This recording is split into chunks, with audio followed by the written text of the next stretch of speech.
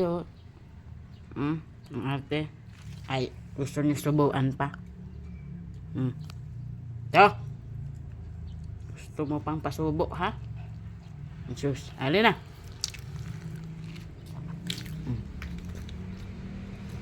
Di ba? Gusto niyang pasubo pa. Ayaw niya yung nalaglag. Ang arte. Ang arte. Ang arte talaga. Bad mood na naman niya ako ngayon. Ayaw nang magpasubo. Ay, gusto niya magpasubo. Iubos. May time talaga na siya tinatamad. Ang nag-iinarte pag nahulog.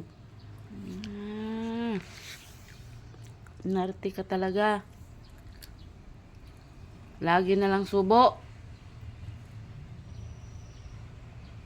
Ikaw, ha?